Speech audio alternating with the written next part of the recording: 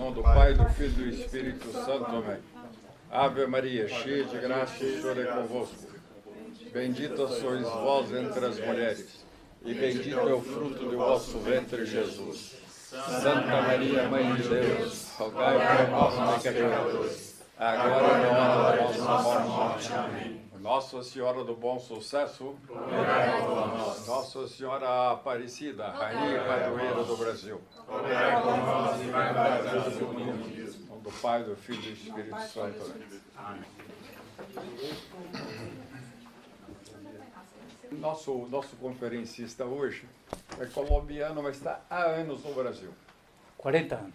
40 anos. Então já está naturalizado. É o país sul-americano mais próximo do Brasil, assim, em matéria de psicologia, de maneira de ser, de intuição. E eles têm uma diferença, e sobretudo com Minas Gerais, até a topografia, eu conheço a Colômbia um pouco. A Colômbia é vizinha do Equador.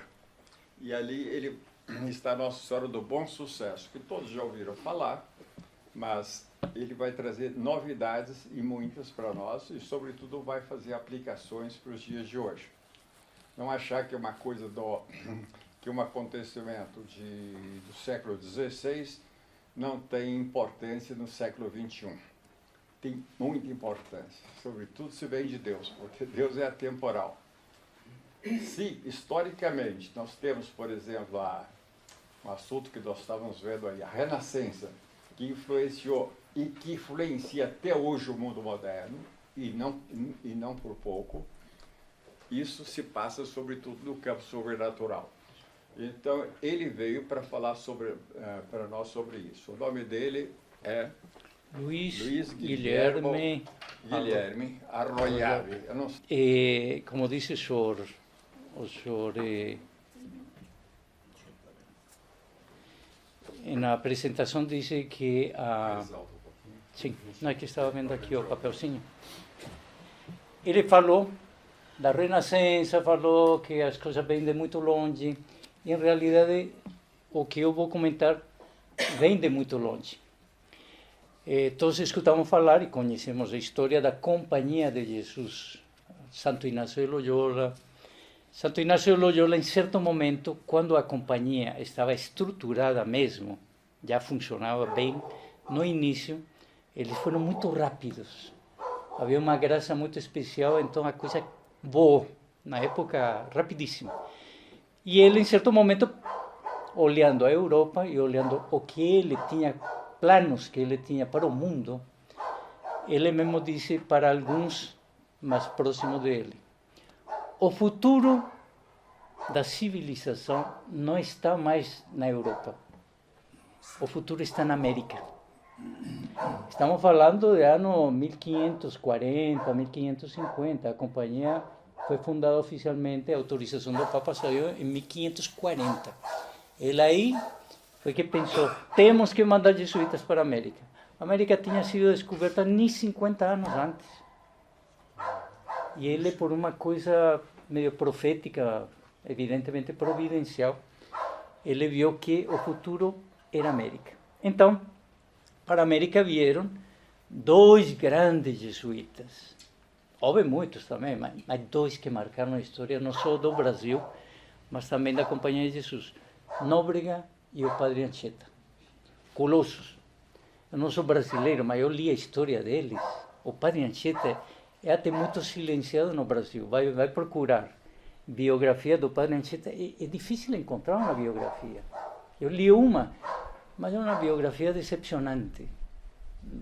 Para um homem tão grande, super diplomata, empreendedor. Ele fundou a cidade de São Paulo. Esteve no Rio, também no Rio fez coisa. Bom, o caso é que os jesuítas, então, tiveram esse papel de entender que a providência queria uma coisa muito grande na América para ela, para a providência. E aí é onde vão encaixando várias coisas no plano de Deus. Eles vieram e alguns países dependeram de Portugal, mas muitos, a faixa hispânica dependeu da Espanha, né? E o primeiríssimo que se desenvolveu da parte espanhola foi o México. Nós estivemos lá com o Sr. Celso e temos muita saudade dessa viagem, porque vale a pena entender um pouquinho o que é o México. O México não é um país qualquer, não. É um país com... Bom, Nossa Senhora de Guadalupe quis aparecer no México. O trono dela está no México. E ela é a padroeira da América, desde Canadá até a pontinha da Argentina. O Papa quis que fosse a padroeira geral. Bom, então, curiosamente, Espanha não permitiu que os jesuítas entrassem na América Hispânica até 1570, 1580. Seguraram muito os jesuítas na Espanha. E mandaram de primeiro, porque era o rei que autorizava essas coisas. O Papa podia sugerir, mas quem mandava o território era o rei de Espanha. Então o rei de Espanha decidiu que primeiro viessem os franciscanos. E aqui encaixa então Nossa Senhora do Bom Sucesso na história. Os franciscanos depois tiveram um ramo feminino que foram as concepcionistas. Elas são parte da família franciscana. Dependiam de São Francisco de Assis, o seráfico padre São Francisco. E no México foi o primeiro convento das concepcionistas na América. E com um detalhe muito bonito.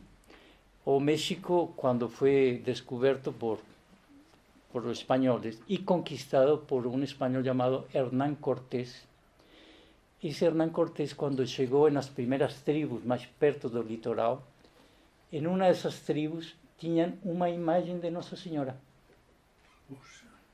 E lá não tinha missionários, mas já tinha uma imagem da Nossa Senhora, então mostravam para ele. E ele, espantado, o que está fazendo essa imagenzinha aqui? Quem pisou aqui? E pelos relatos ficou claro que, como no Brasil também, Tomé, São Tomé, também esteve lá. Ele é o apóstolo. Ah, sim. Esteve no Brasil, esteve na Colômbia. Esteve na Colômbia, esteve no Peru, México. esteve no México. São Tomé das Letras, tem uma cidade. Que aqui tem em vários lugares alguns restos que indicam, aqui também esteve. Na Bahia, creio que também tem. Não? Então ele teve um papel importante na América. Ele não ficou só na Índia, morreu por lá e tudo demais. Não. Misteriosamente, Deus permitiu que tivesse bilocações. Pois não. Só uma parte, complementando isso daí, nas línguas indígenas não existe a palavra T, a letra T, o som T. Então aqui Sumé. eles chamavam ele de Sumé. São os mitos É. do pai Sumé. É. E em Colômbia era Bochica, nome indígena das tribos de lá. Um senhor ensinou uma quantidade de coisas para eles e depois, quando já preparou o terreno dos missionários, ele desapareceu também. O papel dele era iniciar a coisa. Bom, então, uma coisa extraordinariamente simbólica é que no México existia o Império Azteca. E não é esse nome de império foi dado por historiadores e especialistas porque eles eram um império, tinham características de império. Não é qualquer tribo poderosa que se pode chamar de império. Então tem que ter escrita, ainda que seja por jeroglíficos, que é uma escrita, pode ser interpretada, eles já tinham. Os incas também tinham. Por isso chamam Império Incaico e Império Azteca. E o imperador, que morreu naquela época da entrada de Cortés, por uma batalha, os próprios índios terminaram matando o imperador com uma pedrada aqui na testa. E foi uma infelicidade, porque havia todo um projeto espetacular de levá-lo para a Espanha, visitar como imperador azteca, não como prisioneiro, sino como imperador azteca, visitar a Espanha com todas as dignidades e todas as coisas para um imperador. Esse era o plano de Felipe II.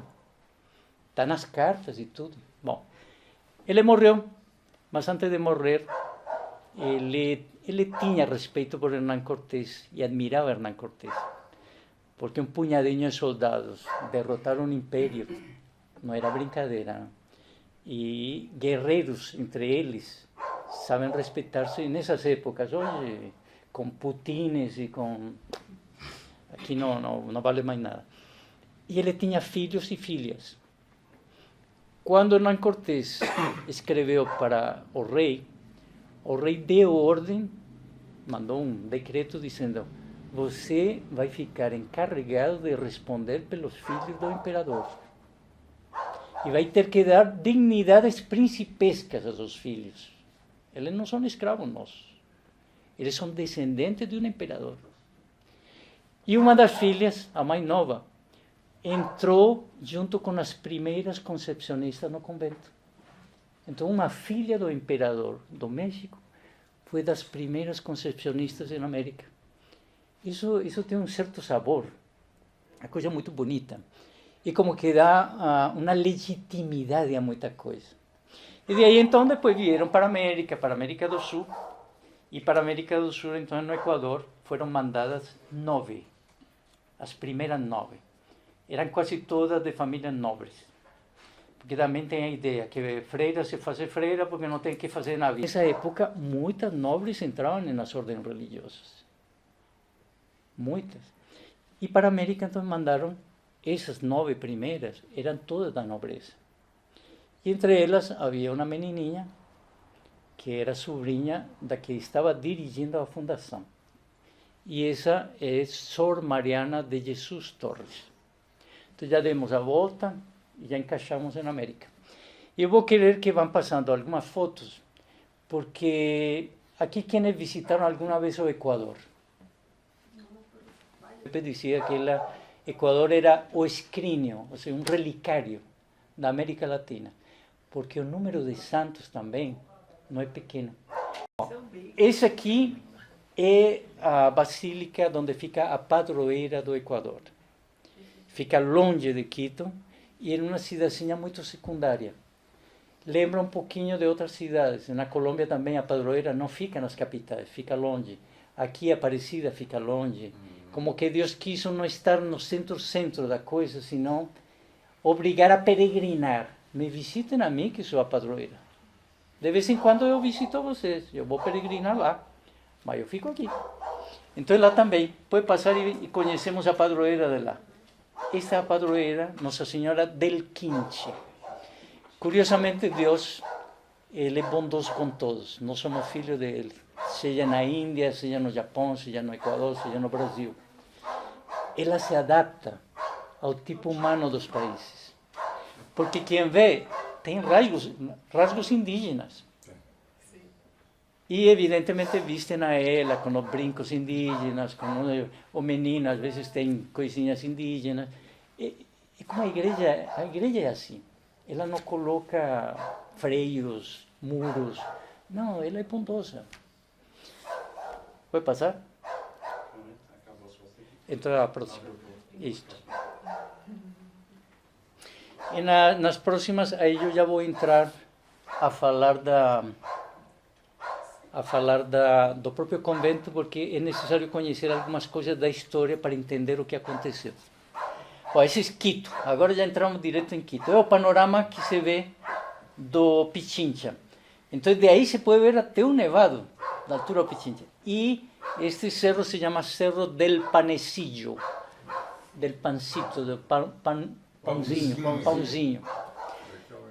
E em cima, houve, quando eu morava lá, houve uma briga não pequena. Os indigenistas queriam colocar a um líder revolucionário indígena. Queriam colocar um monumento nesse panecillo, nessa montanha, porque essa montanha é uma colina, se vê da cidade inteira. Então é muito prestigioso o que tenha lá, marca a cidade. E queriam colocar um índio, um guerreiro índio, mas que não era bom. Houve guerreiros... Nossa Senhora? Não tinha nada ainda. Que propuseram colocar alguma coisa, aproveitar que tem um super pedestal natural. E começou então, e entrou todo mundo, até que decidiram fazer uma espécie de referêndum na cidade. E a proposta era, ou índio, ou Nossa Senhora. Não colocaram nada mais, nenhum político, não, nos extremos. Ou índio ou Nossa Senhora. E ganhou Nossa Senhora. Então colocaram a Nossa Senhora, que é muito simbólica lá, que chama Nossa Senhora do Apocalipse, Nossa Senhora de Quito, tem vários nomes. Por quê? Porque ela tem uma corrente nas mãos, e essa corrente está agarrada embaixo na cabeça do demônio, no pescoço do demônio. Então Nossa Senhora está levando o demônio assim, pisando nele. Eu seguro você, você aqui não manda. E ela está na igreja de São Francisco, que é a igreja mais antiga e muito bonita. Está um pouquinho decadente, infelizmente, é grande. Essas coisas são difíceis de manter porque são gigantescas. Igreja de 4 quarteirões. Atualmente já está com a ONU, eles se encarregam de... Porque o Equador... Não, acontece que mesmo assim, como as igrejas têm recursos, muita coisa por fora, luzes e coisa da ONU, está cheio. Mantém com luzes bonitas, a cidade vista por fora, nossa, uma maravilha, a parte antiga, né? É grandinha. E tem, por exemplo, uma rua que se a gente vai a um extremo, olha por ela, se chama a Rua das 7 Cruzes. Porque tem, e nessa rua sozinha, tem 7 igrejas e 7 conventos.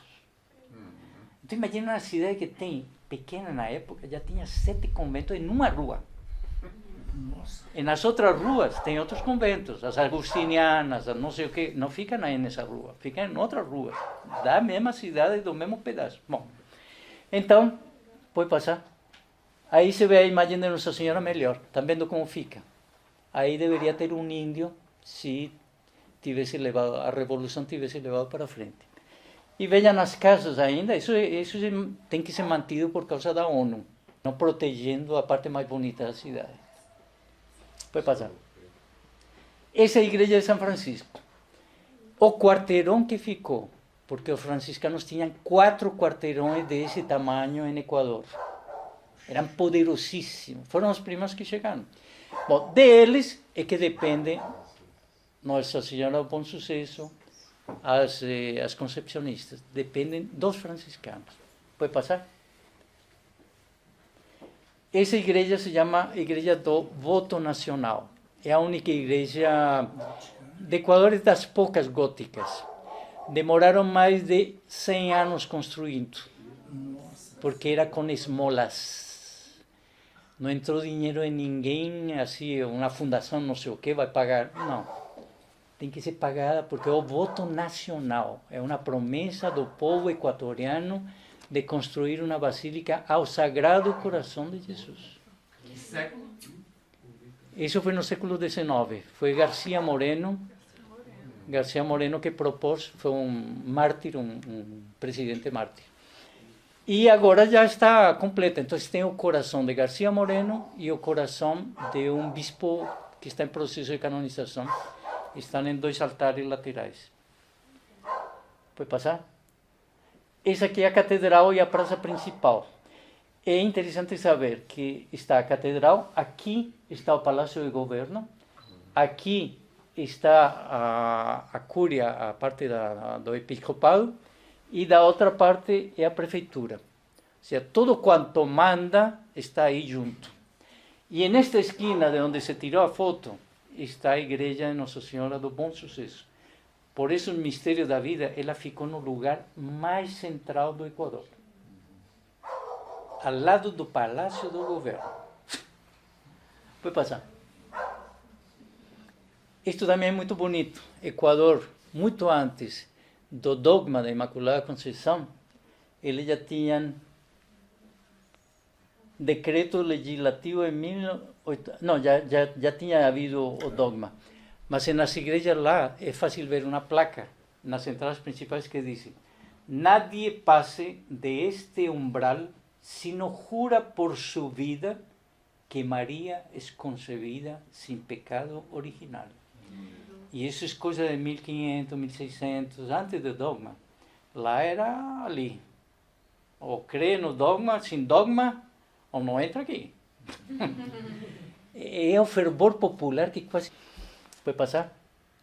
Esta é a igreja dos jesuítas. Os jesuítas fizeram uma coisa. O teto, podem olhar que tem umas janelones. E os jesuítas quiseram que colocasse muito mais ouro lá em cima. Por quê? Porque no entardecer, na época, não havia edifícios, não havia prédios altos. Então, quando o sol estava declinando, estava caindo, o efeito que produzia o raio de sol naquele ouro impressionava muito os índios.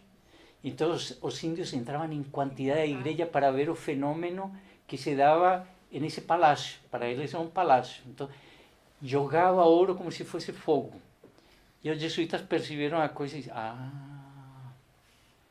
então, adequaram a pregação, porque está a casa de Deus. Este é o Deus poderoso que produz esses efeitos no teto, porque é o dono do sol. E começaram a fazer assim toda uma pregação. Eles, em todos lados, aqui no Brasil, tem uns relatos do norte do Brasil, o que ajeitaram os jesuítas com os índios, sem tirar as coisas deles, mas adaptando a dogma católico, era genial. Os jesuítas foram de uma inteligência. Pode passar? Casas de lá, para entender o tipo de construção deles, são bonitas casas. Isto é em São Francisco. É uma das representações mais fidedignas da expulsão dos vendilhões do templo. Olha, Nosso Senhor como está aí, está bravo mesmo. Não se brinca. E o que é curioso é que ninguém mandou pintar isso, porque na época atual, não, Deus é coração, Deus é amor, Deus é perdão, Deus é misericórdia. E se esquece de mostrar que Deus defende seu templo e respeitem. Curioso, nunca ninguém mandou pintar isso. E podia ser uma reforma, e pronto, tiraram isso e pronto, e ninguém dá por isso. E passou e esqueceram. Não, mantiveram até hoje. Pode passar. Esse é o Palácio do Governo. García Moreno morreu nessa calçada. Ele caiu de cima e foi morto lá. Caiu aí e tem uma plaquinha em uma dessas paredes aqui. Aqui se vê. Tem uma plaquinha feita de cimento. Até hoje não colocaram uma placa mármore, bronze. É um presidente do Equador, mas como foi mártir. É uma plaquinha e que uma pessoa quase que com um canivete escreveu Deus não morre. E uma cruzinha. Porque foi o que García Moreno escreveu com sangue no chão. Ele já não podia falar porque tinham cortado a cabeça. Foi horrível, como morreu foi horrível. Mas ele conseguiu molhar o dedo no sangue dele e escreveu no chão, Deus, eu morro, mas Deus não morre. Foi a última frase dele. E foi colocada nessa plaquinha aí na praça. E é muito simbólico, porque é todo o contrário do mundo moderno, dos governos modernos. Pode passar. Fazem cerimônia de vez em quando, são uniforme da guarda presidencial, o uniforme de gala, né? E se acompanhar por fora, pode passar? Então, próximo. No próximo já vamos entrar, então, diretamente na... Bom, o convento é este. Este aqui é a parte da cúria e do bispado, aqui o convento, aqui o Palácio do Governo e aqui a Praça do Central. A catedral, tiraram a foto da catedral. Então vejam que é uma igreja muito antiga, aqui tem um quadro pintado que dá para a rua. Quando eu morei lá, era tão desconhecido o que acontecia nessa igreja, apesar de ser central, que eu chegava lá na esquina, paradinho na porta, aí na calçada, e disse, senhora, por favor, onde fica a igreja Nossa Senhora do Bom Sucesso? Bom Sucesso? O senhor desce por aqui. Estamos na igreja, na porta da igreja. Desconhecida totalmente, porque fazia parte da profecia, que ela seria muito desconhecida mesmo, a igreja e a própria imagem. Isso era uma profecia, ela não ia ser muito conhecida até o século XX. Aí que começa a história a pegar o bulto de como Deus tem seus caminhos e suas decisões. Eu quero isto. E parece que a coisa vai dar uma volta, não vai chegar. Chega. Pode passar? Aí você vê então a torre. É difícil tirar uma foto da frente, porque tem uma ruazinha pequenininha, não dá ângulo para isso. Pode passar. Você vê um pouquinho melhor. E nesse triângulo com janelas é que fica uma imagem, mas geralmente não se vê de fora, porque é um vidro antigo, às vezes sujo, infelizmente. Pode passar. Aí se vê melhor. Ela faz parte daquela rua das Sete Cruzes. Está vendo essa cruz? E um convento. Ela é da Rua das Sete Cruzes. Pode passar. Já estamos aí, já se nota melhor o quadro, está vendo? É a mesma imagenzinha, está lá. Só que colocar um menino... No braço direito... Tá errado, mas enfim, foi tocado. Este é o interior. São os claustros, tem vários claustros assim. Também uma cruz, parte do convento. É convento de clausura, ou seja, para poder entrar precisa uma autorização do bispo. Não é tocar a campainha e vou falar com a freira. Autorização.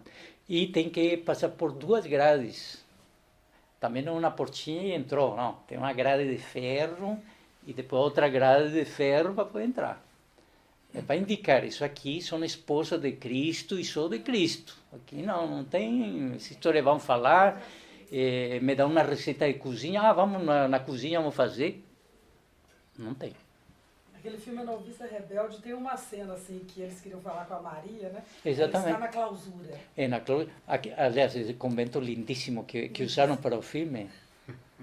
Bom, a Áustria também, né? Essa foto é de uns anos atrás, mas é um setor que não é propriamente dentro do convento.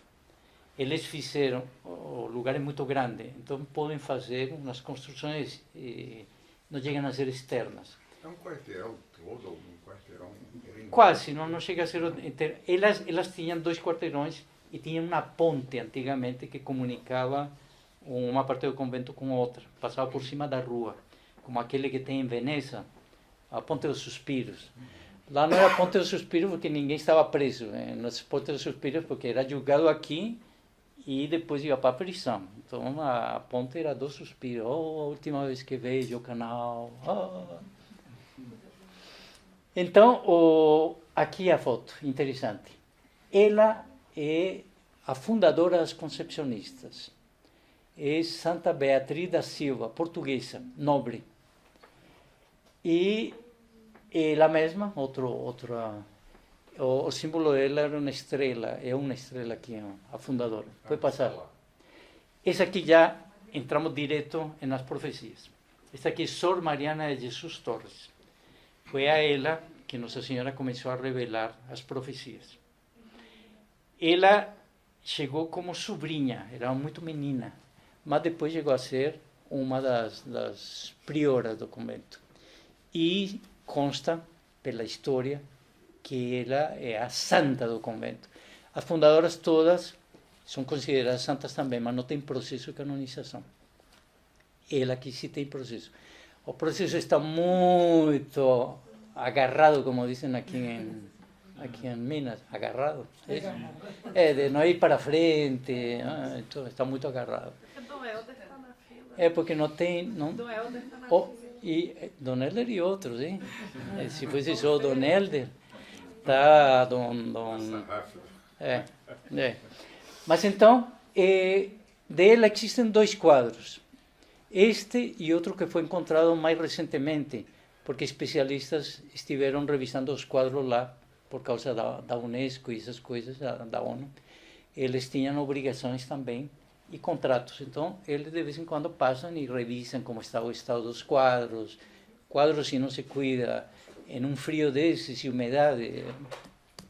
E então, encontraram um que os especialistas garantem que é da época e é a própria Sor Mariana de Jesus Torres. É um pouquinho diferente. Aqui ela está como dizer, eu vejo uma santa nela, mas está um pouquinho assim como adulcorada, um pouquinho. E resulta que ela teve que enfrentar umas situações que marcam o rosto. Quando a pessoa sofre muito, não fica assim muito... É muito pacífica, né? É. Então, uma parte da história eu vou contar rapidinho depois do que ela sofreu. Que ela sofreu inimaginavelmente. Pode passar. Aqui é o momento do milagre. Aproveito. Em certo momento, Nossa Senhora começou a aparecer para ela. E em uma das aparições disse: eu quero que você mande fazer uma imagem minha. Porque eu quero ser a priora, eu mesma quero governar o convento. E quero que seja o mais perfeita possível. E ela começou, mas é muito difícil, este país ainda é muito primitivo, não dizia primitivo, mas no fundo é primitivo, quem vai fazer isso aqui, como vamos fazer? Não, comece e fale para o bispo que eu quero, então eu estou mandando. E ela obedeceu. Quem obedece, nesse caso, não erra e vai conseguir. Mas que é difícil, é difícil. Nossa Senhora provava a fé dela. E a coisa foi. Conseguiram um escultor bom, bem bom. Aliás, considerar para Nossa Senhora aqui em Quito, tem Francisco de Castilho, que é muito devoto meu. Exatamente. Ela mesma deu o nome, tudo. Ela dirigiu a coisa, ela quer mesmo. E nisso é bom manter esses parâmetros, porque a nossa confiança tem que ser assim. A gente, alguns estivemos na missa agora, não? O padre se esforçou muito em mostrar, o Sagrado Coração nos dá graças e o que fazemos dessa graça? E como é a confissão? E como é a comunhão que estamos fazendo? E não sei o quê. Ele estava preocupado em converter. Mas Nossa Senhora fazendo essas provações e nós conhecendo a história, com maior razão, temos que ter em vista, Nossa Senhora é poderosa e Nossa Senhora é mãe. E a mais perfeita das mães. Tem santos que sempre dizem, pode somar todas as melhores mães da face da terra, elas todas juntas, não dá Nossa Senhora. A Nossa Senhora quer e sai. E então, ela diz, bem, como vou medir? Tome a medida. E como vou fazer? Então, pega aqui o seu cordão de franciscana. Bom, mas ela não... E aí, bonito, ela não se atrevia a tocar em Nossa Senhora. E é Nossa Senhora, né? Então, bom, eu seguro. Então. E vai assim. Então, aí está, por exemplo, Nossa Senhora com uma ponta do cordão e Sor Mariana colocava no pé. E aí, então, souberam da altura perfeita de Nossa Senhora. Por isso, se sabe, tem muitos milagres que mostram que Nossa Senhora tinha ela não podia ser mais baixinha num país e mais alta em outro país. Porque, não, ela tem uma altura, é a mãe de Deus, criatura. E então, a medida exata se tem lá. E depois, então, ela fixou muito, porque viu muitas vezes a Nossa Senhora, então sabia. Ela tem o nariz assim, a orelha assim, a sobrancelha. E eu me trabalhando e ela, não, tá um pouquinho na bochecha. E é longo o relato que eles fazem, porque é pormenorizado. Como foi, voltou, corrigiu. Bom, chegou o dia, então, que ele disse... O meu trabalho tá, só falta pintar algumas coisas. O rosto não tinha cor ainda. Ele disse, não, eu vou fazer uma viagem porque em tal lugar, que não é muito próximo, tem umas cores que vão ser muito boas para o rosto dela. Porque Nossa Senhora não era branca, simplesmente. Ela tinha um avermelhado natural. E ele viajou.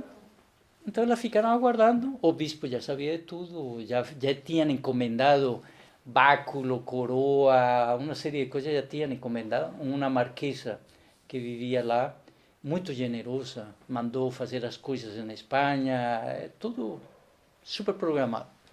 Chega o momento, o dia anterior a que o bom escultor terminasse, chegasse com as tintas, estando as freiras reunidas, apareceram anjos e terminaram a imagem. Então, essa imagem que estão vendo, pode passar. Essa imagem é a imagem, está no altar principal. Ela foi terminada, todo o acabamento foi feito por anjos. Então, ela é chamada de imperatriz, porque é uma imagem muito diferente das imagens que geralmente nós conhecemos. Ela é muito imponente.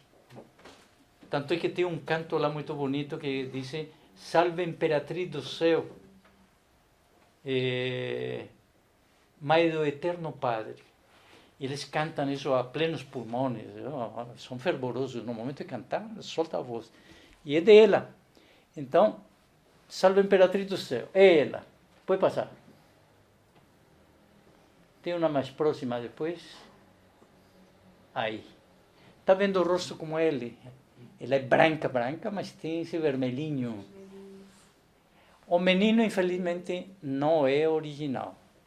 Por quê? Porque na revolução que houve em meados e fins do século XIX, um general maçom decidiu ir arrebentando tudo quanto era convento, desde o litoral até Quito.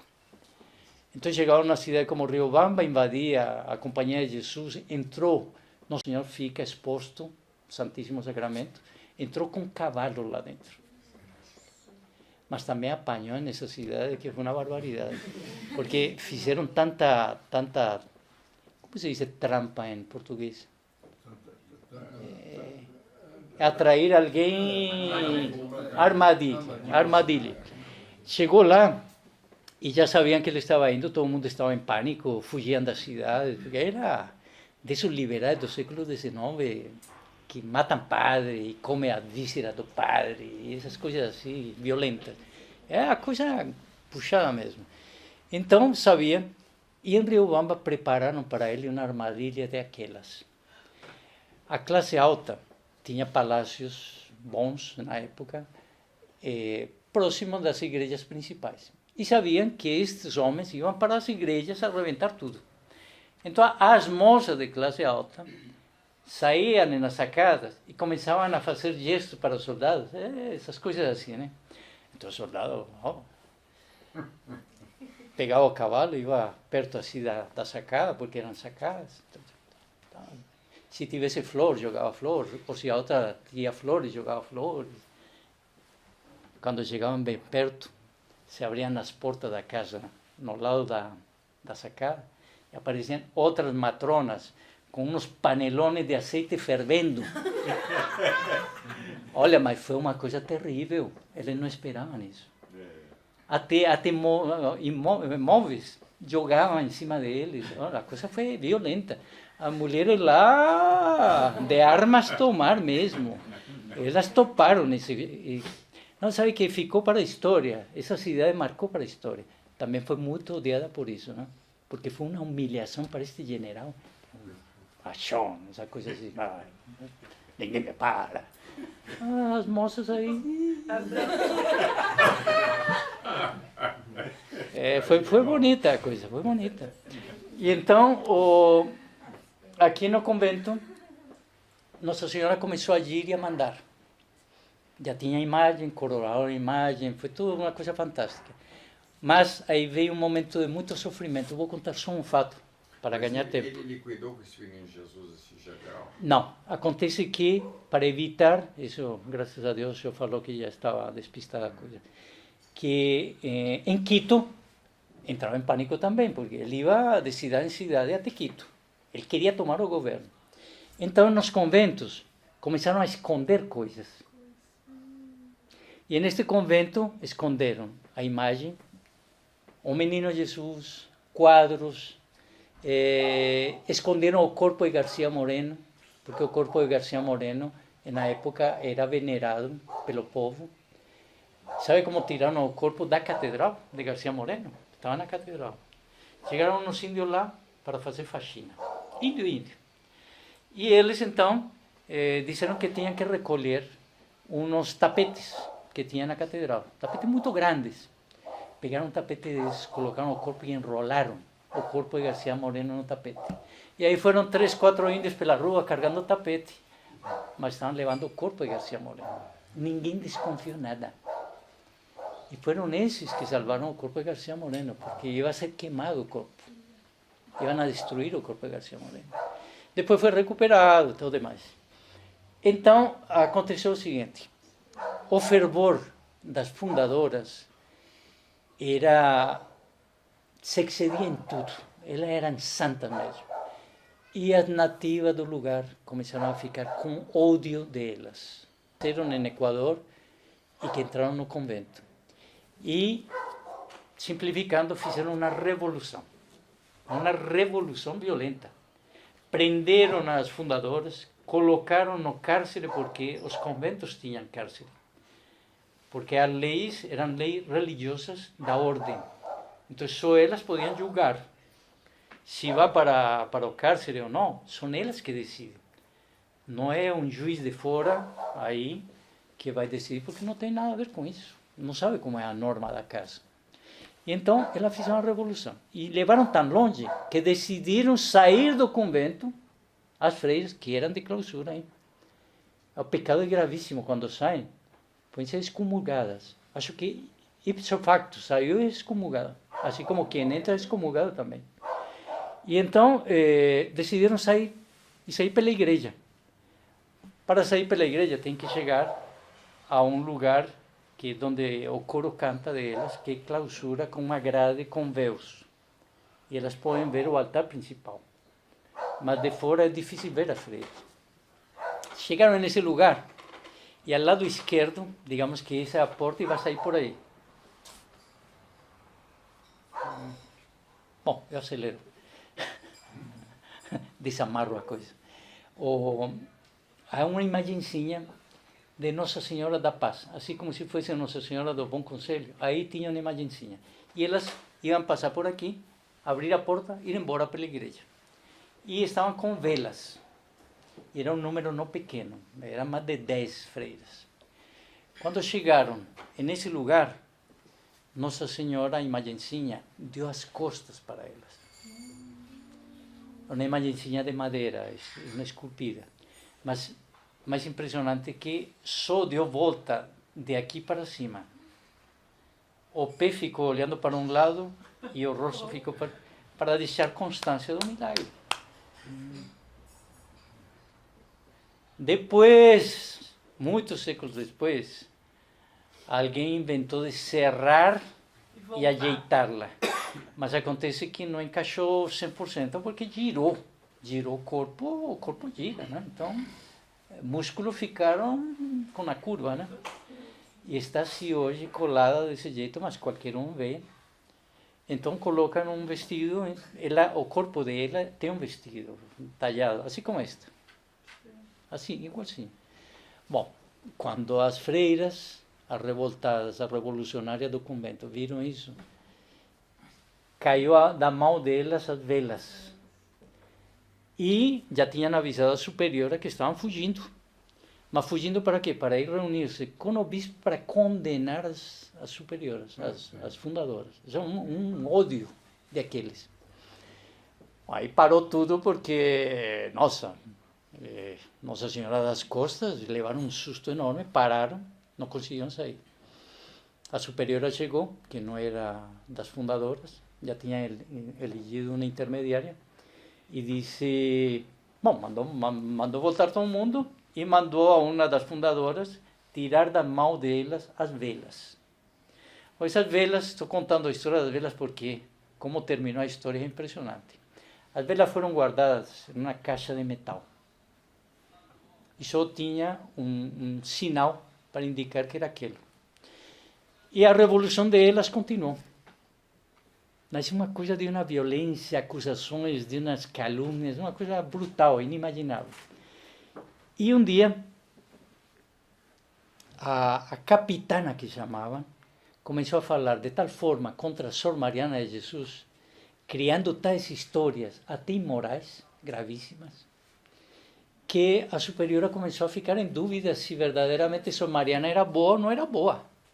Chegou a dizer que ela tinha uma caixa secreta, onde guardava licores, perfumes, só para ela.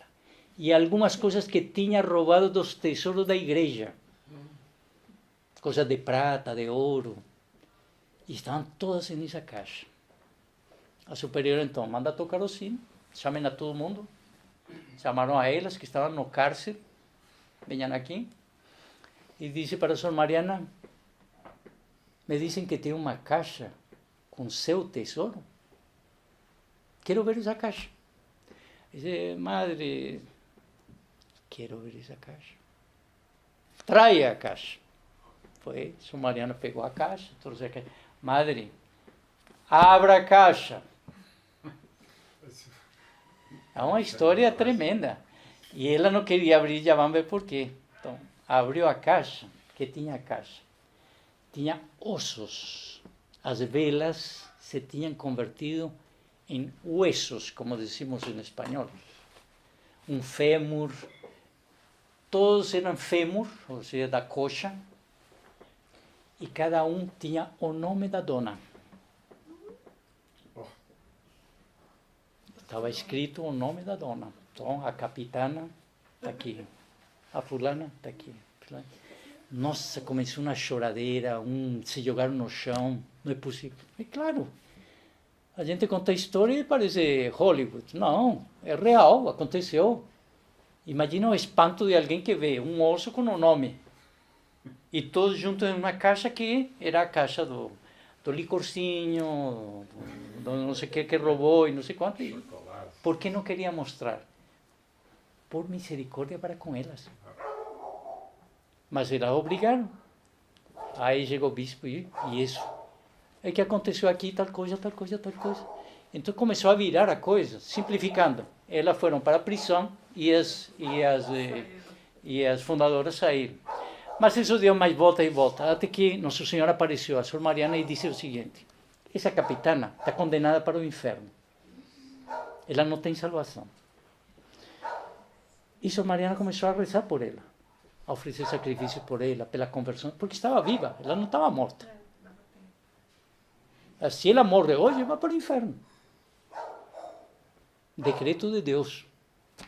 E então ela começou a rezar, a fazer sacrifício, pedir clemência e tudo mais.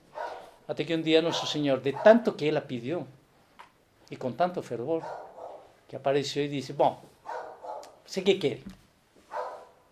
Eu quero que ela não vá para o inferno. Clemência mesmo, ela estava condenada. Mas e que eu faço? Não, que perdoe ela. Mas que não posso perdoar? Você quer pagar por ela? Se você pagar por ela, eu perdoo. Como você paga um inferno? Você pode pagar um purgatório. Muita gente aqui oferece sacrifícios, orações, missas por alguém que está no purgatório. Eu posso pagar aqui. Quem está no purgatório já não pode pagar. Não tem mérito. Ele está lá. Vai ficar até o fim do século. Lamento muito. Vamos mandar dizer, mas se está decretado até o fim dos tempos, há alguns que vão ficar até o fim dos tempos. Não tem jeito, é a justiça de Deus. Tem a misericórdia, está no purgatório. Não foi para o inferno. Bom, ela disse: bom, mas como seria então a coisa? E no fundo está negócio com Deus. Bom, eu pago, mas quanto eu tenho que pagar? E que tenho que pagar? Que moeda? Se você passa 5 anos no inferno, sofrendo por ela, e eu perdoo. Agora, mire, vejamos a coisa. Ela não é que vai sair da terra e vai para o inferno. Ela vai estar na terra sofrendo o que se sofre no inferno. E diante dos outros, não pode mostrar nada. Ela não pode estar: ai, me dói, ai, me queimei, ai, que não sei o quê. Não, ela tem que estar com a normalidade de quem está no convento. Você pode imaginar o que foi 5 anos de sofrimento no inferno? Mas chegou o último dia, aparece Nosso Senhor e diz: pagaste. Que era o que mais sofria ela? Não tinha a visão de Deus, porque o inferno, o pior castigo, Deus não existe. Para nada, só para o castigo. Há santos que diziam: eu aguento o sofrimento, mas não aguento que não tenha a presença de Deus. É um santo que está falando. Então, 5 anos no inferno, que para ela devem ter sido 20 anos, porque quando se sofre. Bom, então, por aí já entendemos o que é a santidade, o que é a imagem e tudo mais. Entremos rapidinho porque eu agora foi pelos ares. Bom, vou pular isso aqui então. Vou pular o que fez Santo Inácio para o convento. Santo Inácio se meteu em lugar de franciscanos, hein? Que ousado que Santo Inácio. Você pode deixar essa parte para outra ocasião. Para outra ocasião. Mas aqui entramos então já nas profecias.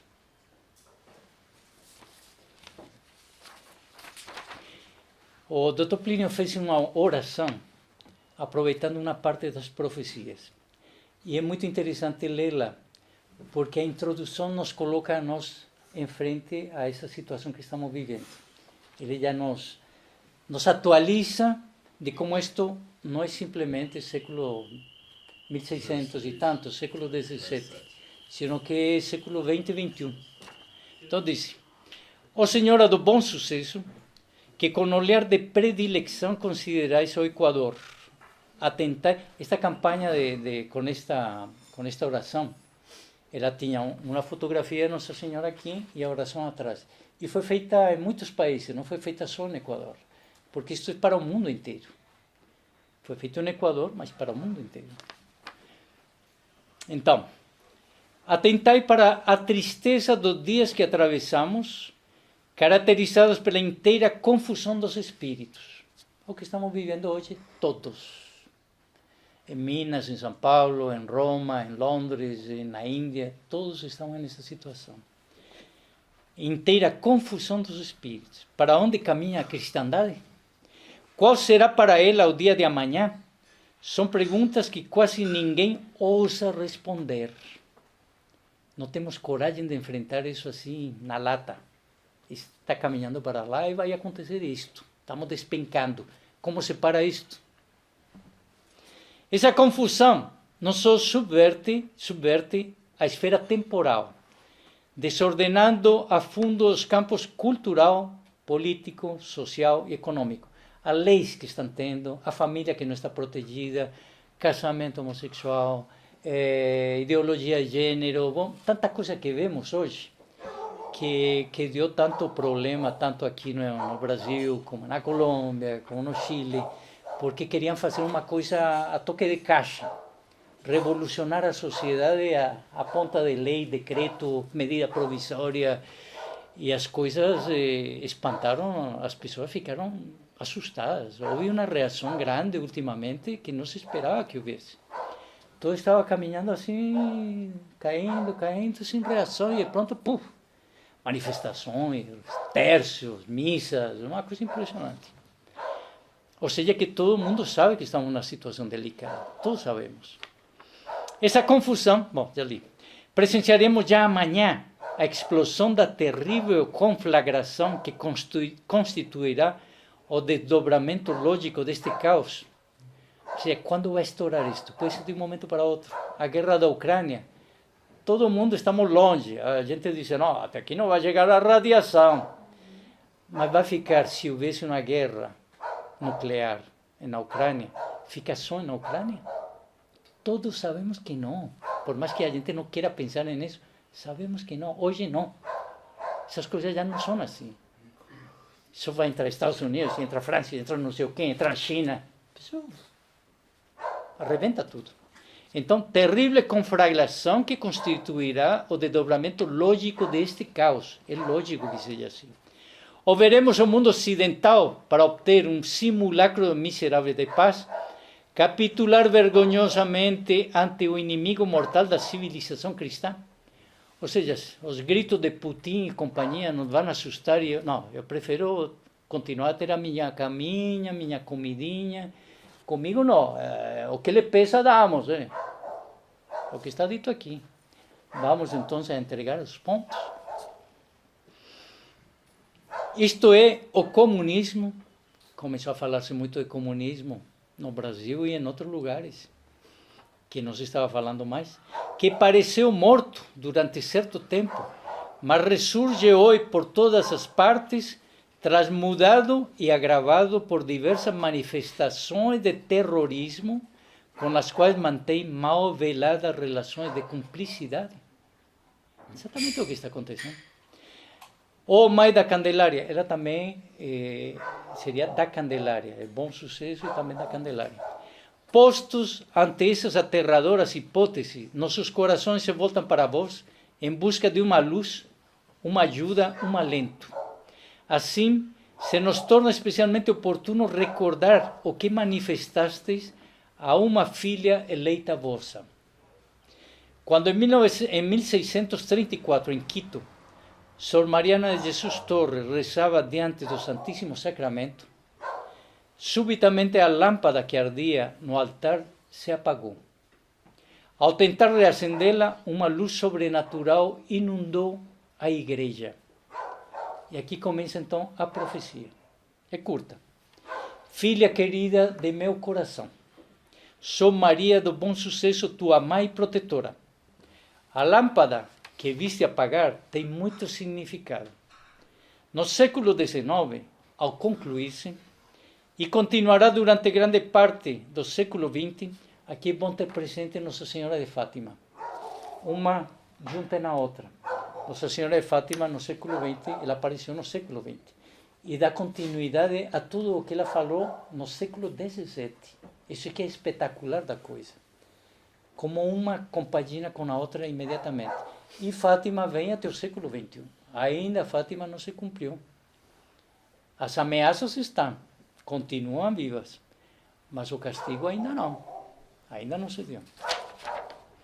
No século XIX, a concluir-se, e continuará durante grande parte do século XX, e romperão nestas terras, então, República Livre, nessa época, Equador não era república, várias heresias. Apagar-se-á a luz preciosa da fé. Vamos aplicando a Minas Gerais, que é o mais próximo que temos, Belo Horizonte, o bairro, às vezes a minha família, estas coisas que vamos ler.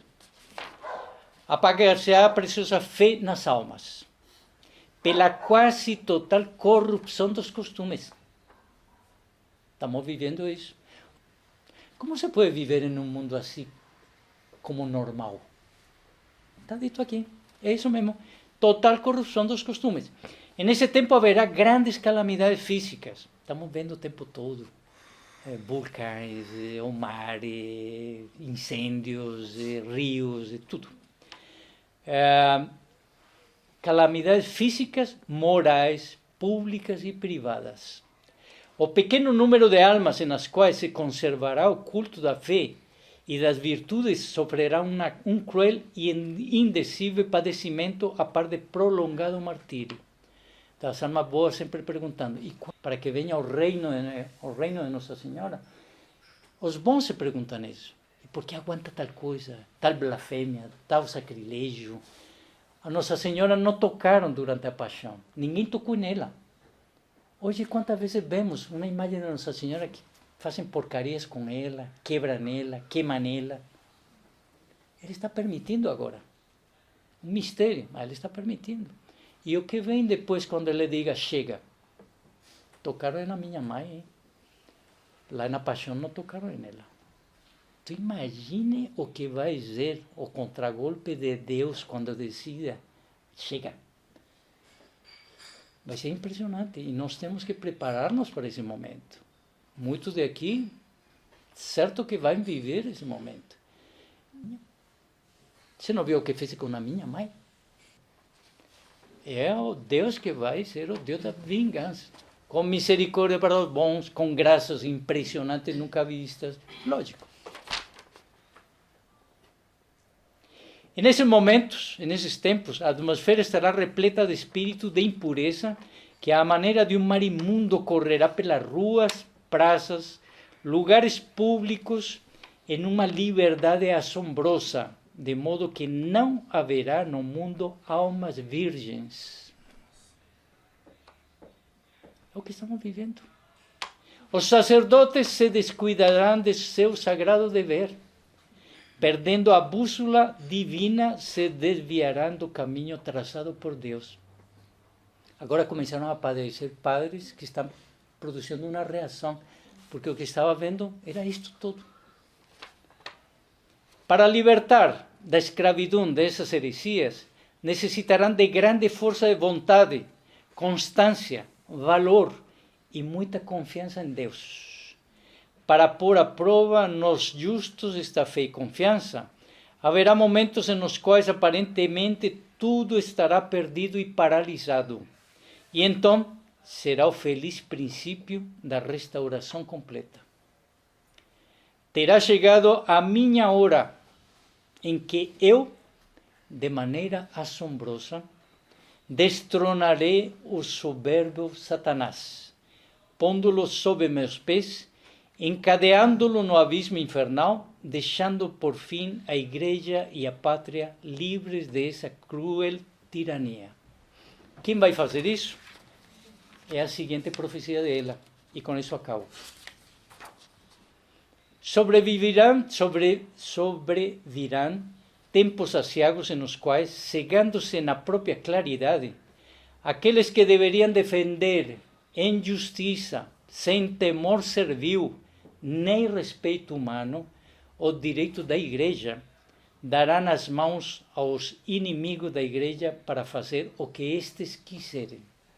Ou seja, haverá uma traição gigantesca e uma parte do clero entregará a...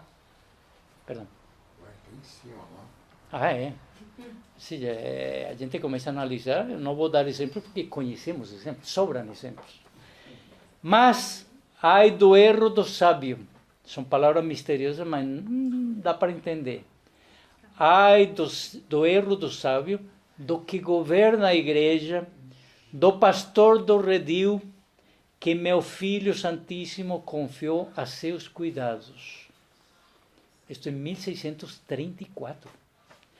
Mas quando aparecerem triunfantes e quando a autoridade abusar de seus direitos, cometendo injustiças e oprimindo os fracos, está próxima a sua ruína.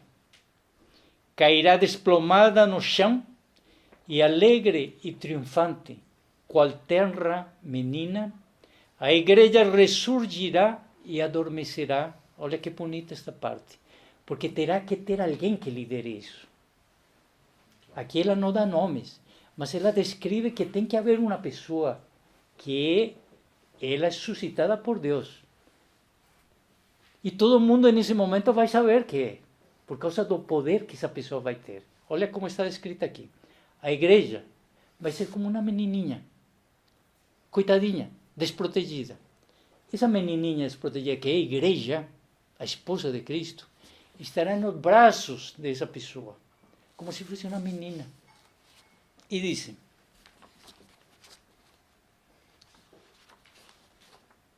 a igreja ressurgirá e adormecerá, docemente embalada nas mãos de hábil coração maternal do meu filho eleito. Ou seja, há um filho eleito para esse momento, e muito amado de aqueles tempos, o qual é condicional.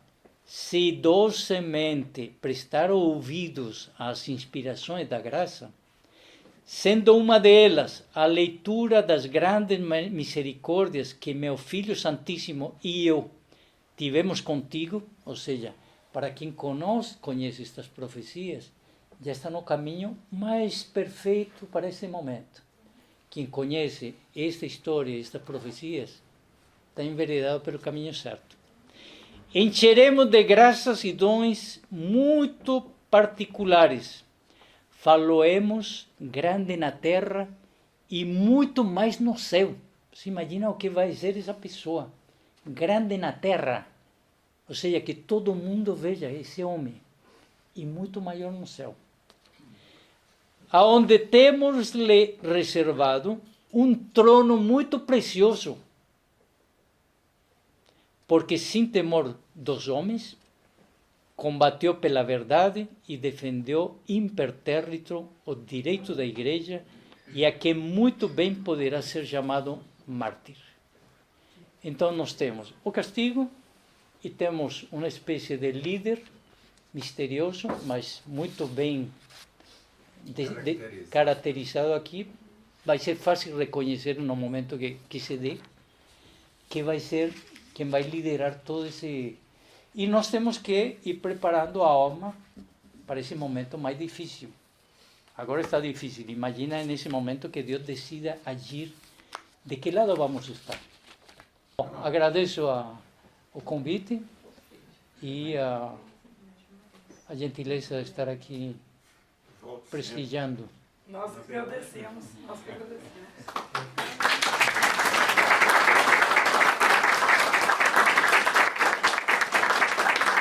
Sou Luiz Guilherme Arroiave.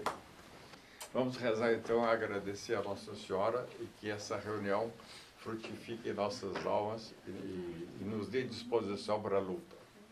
Em nome do Padre, do Filho e do Espírito Santo também.